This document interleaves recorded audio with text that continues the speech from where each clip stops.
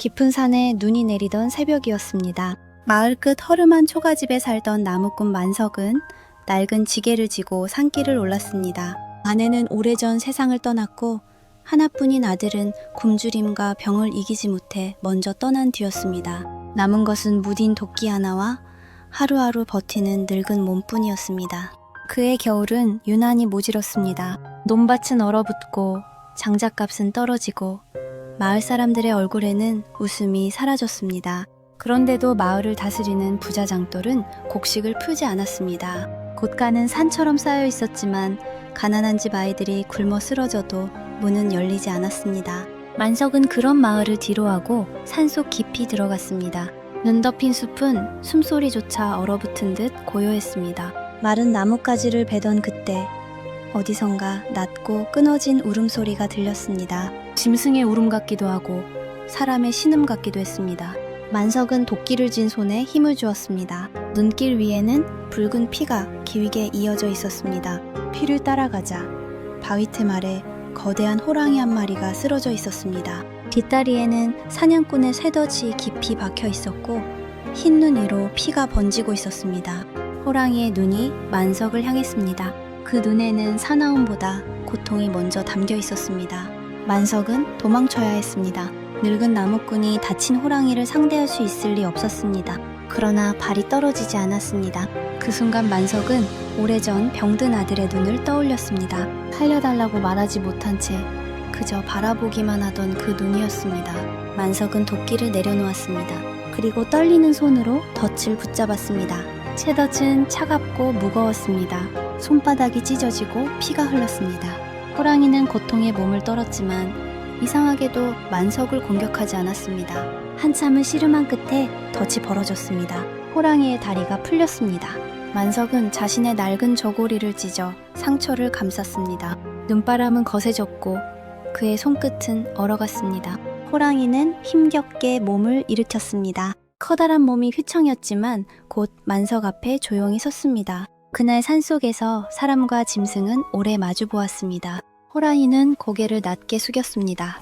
그리고 눈발 속으로 사라졌습니다. 만석은 그 자리에 주저앉았습니다. 두려움이 지나간 뒤 이상한 따뜻함이 가슴에 남았습니다. 그날 이후 마을에 기이한 일이 시작되었습니다. 새벽마다 가난한 집 문 앞에 산짐승 고기가 놓여 있었습니다. 어떤 집에는 토끼가, 어떤 집에는 꿩이, 어떤 집에는 산나물이 가득 담긴 꾸러미가 놓였습니다. 굶주린 노인들의 부엌에 다시 연기가 피어올랐습니다. 처음 사람들은 두려워했습니다. 누가 이런 일을 하는지 알 수 없었기 때문입니다. 하지만 시간이 지나자 사람들은 그것을 산신의 은혜라 믿기 시작했습니다. 아이들은 다시 웃었고 노인들은 죽 한 그릇을 나누며 눈물을 훔쳤습니다. 만석은 알고 있었습니다. 그것이 산신의 은혜만은 아니라는 것을 말입니다. 푼밤 그의 집 문 앞에도 가끔 산열매와 약초가 놓여 있었습니다. 그리고 눈 위에는 커다란 발자국이 남아 있었습니다. 바로 그날 살려준 호랑이의 발자국이었습니다. 마을은 조금씩 달라졌습니다. 굶주림에 서로를 원망하던 사람들이 이제는 받은 것을 나누기 시작했습니다. 고기가 놓인 집은 이웃을 불렀고 약초를 받은 노인은 병든 아이에게 먼저 다려 먹였습니다. 추위 속에서도 사람들 마음에 작은 불씨가 살아났습니다. 하지만 장돌은 그 변화를 못마땅하게 여겼습니다. 가난한 사람들이 굶주려야 자신의 곡식값이 오르고 빚을 진 사람들이 더 고개를 숙인다고 믿는 사람이었습니다. 그런데 갑자기 마을 사람들이 버티기 시작하자 그의 얼굴은 점점 굳어졌습니다. 장돌은 사냥꾼들을 불러 모았습니다. 산속에 큰 호랑이가 나타나 마을 질서를 어지럽힌다고 했습니다. 사람들을 돕는 짐승이라는 말은 믿지 않았습니다. 그에게 호랑이는 잡아팔면 큰 돈이 되는 가죽일 뿐이었습니다. 그날 밤 산에는 횃불이 올랐습니다. 사냥꾼들은 덫을 놓고 독이 묻은 미끼를 숨겼습니다. 바람은 불길하게 나뭇가지를 흔들었습니다. 만석은 멀리서 그 불빛을 보았습니다. 가슴이 철렁 내려앉았습니다. 다음 날부터 문 앞에 고기는 끊겼습니다. 산은 다시 조용해졌습니다. 마을 사람들은 불안해했습니다. 아이들의 밥그릇은 다시 비어갔고 노인들의 얼굴에는 예전의 그늘이 돌아왔습니다. 며칠 뒤 장돌의 집 앞에 사람들이 몰려들었습니다. 그의 곳간문이 열려 있었습니다. 하지만 곡식을 나누기 위해서가 아니었습니다. 장돌은 더 높은 값에 곡식을 팔겠다고 했습니다. 굶주린 사람들의 절박함을 이용해 마지막 남은 물건까지 빼앗으려 했습니다. 마을 사람들은 아무 말도 하지 못했습니다. 힘없는 이들은 고개를 숙였고 아이를 업은 어머니들은 눈물만 삼켰습니다. 만석은 그 모습을 보고 주먹을 쥐었습니다. 하지만 늙은 나무꾼 하나가 할 수 있는 일은 많지 않았습니다. 그날 밤 폭설이 내렸습니다. 바람은 지붕을 흔들고 마을길은 순식간에 묻혔습니다. 그런데 한밤중 장돌의 곡간 쪽에서 요란한 소리가 났습니다. 사람들은 문틈으로 밖을 보았습니다. 눈보라 속에서 거대한 그림자가 움직이고 있었습니다. 호랑이였습니다. 상처 입은 다리를 절면서도 호랑이는 장돌의 곡간 앞에 서 있었습니다. 날카로운 발톱으로 문을 부수고 쌓여있던 곡식 자루를 밖으로 끌어냈습니다. 곡식은 눈 위로 쏟아졌습니다. 바람에 날린 쌀알이 달빛을 받아 눈물처럼 반짝였습니다. 사람들은 숨을 죽였습니다. 호랑이는 곡식을 먹지 않았습니다. 훔치지도 않았습니다. 그저 곡간을 열어 젖힌 뒤 마을 골목을 따라 천천히 걸었습니다. 마치 굶주린 집들을 하나하나 알고 있는 것처럼 곡식 자루를 밀어 가난한 집 앞에 놓았습니다. 만석은 문을 열고 밖으로 나왔습니다. 눈보라 속 호랑이의 눈이 그를 향했습니다. 그 눈은 예전보다 깊고 슬퍼 보였습니다. 만석은 그제야 깨달았습니다. 호랑이는 단순히 은혜를 갚는 것이 아니었습니다. 사람보다 먼저 이 마을의 아픔을 보고 있었던 것입니다. 하지만 장돌은 가만히 있지 않았습니다. 그는 사냥꾼들과 함께 횃불을 들고 뛰쳐나왔습니다. 눈밭 위에 화살이 날아갔습니다. 호랑이는 몸을 돌려 피했지만 오래전 다친 다리가 버티지 못했습니다. 커다란 몸이 휘청였습니다. 그 순간 마을 사람들이 하나둘 밖으로 나왔습니다. 가난에 눌려 말 한마디 못하던 이들이었습니다. 손에는 삽, 괭이, 장작, 낡은 지팡이가 들려 있었습니다. 누구도 크게 외치지 않았습니다.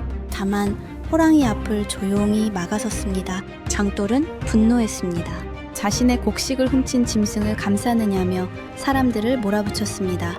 그러나 그때 바람에 열린 곡간 안이 드러났습니다. 산처럼 쌓인 곡식 자루들, 오래되어 썩어가는 쌀, 굶주린 아이들에게 팔지 않고 숨겨둔 양식들이었습니다. 사람들의 눈빛이 달라졌습니다. 굶주림은 부끄러운 것이 아니었습니다. 부끄러운 것은 굶주린 이웃 앞에서 썩어가는 곡식을 지키던 마음이었습니다. 그날 장돌의 곡간은 열렸습니다. 사람들은 떼앗지 않았습니다. 필요한 만큼 나누었습니다. 정든 집에는 더 보내고 아이 많은 집에는 쌀을 더 담았습니다. 장돌은 끝내 욕심을 버리지 못하고 사냥꾼들과 산으로 도망치려 했습니다. 그러나 폭설 속 산길은 그들을 받아주지 않았습니다. 그들이 놓았던 덫이 눈 속에 묻혀 있었습니다. 장돌은 자신이 파놓은 덫에 걸려 움직이지 못했습니다. 사냥꾼들은 겁에 질려 도망쳤고 장돌은 밤새 눈 속에서 자신의 욕심과 마주해야 했습니다. 새벽이 되었을 때 마을 사람들은 그를 살려냈습니다. 벌을 주기 위해서가 아니었습니다. 그들도 만석에게 배운 것입니다. 살릴 수 있는 목숨을 외면하지 않는 마음을 말입니다. 그날 이후 장돌은 더 이상 마을 위에 군림하지 못했습니다. 그의 곡간은 마을 공동의 양식 창고가 되었고 빛 문서는 불태워졌습니다. 마을은 완전히 바뀌었습니다. 봄이 오자 사람들은 함께 밭을 갈았습니다. 가을이 오면 가장 먼저 가난한 집의 곡간을 채웠습니다. 누군가 병들면 모두가 약초를 구했고 아이가 태어나면 온 마을이 밥을 지었습니다. 만석은 여전히 산에 올랐습니다. 하지만 예전처럼 외롭지 않았습니다. 아이들은 그를 따라 산나무를 베었고 젊은이들은 장작을 함께 날랐습니다. 그는 말수가 적었지만 사람들은 그의 구분 등에 담긴 이야기를 알고 있었습니다. 호랑이는 그 후로 모습을 보이지 않았습니다. 다만 겨울밤 눈이 내리면 마을 어귀에 커다란 발자국이 남았습니다. 사람들은 그것을 두려워하지 않았습니다. 오히려 집집마다 작은 밥상을 내놓았습니다. 밥 한 그릇, 따뜻한 물 한 대접, 그리고 고맙다는 마음 하나를 말입니다. 세월이 흘러 만석은 아주 늙었습니다. 눈이 희미해지고 손에 힘이 빠졌지만 매년 첫눈이 내리는 밤이면 그는 집 앞에 밥상을 차렸습니다.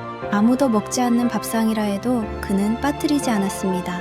마지막 겨울, 만석은 문 앞에 앉아 눈 내리는 산을 바라보았습니다. 흰 눈 위로 커다란 발자국이 천천히 다가오는 듯 했습니다. 바람 사이로 낮고 따뜻한 숨결이 느껴졌습니다. 만석의 눈가에 조용히 눈물이 흘렀습니다. 그는 알고 있었습니다.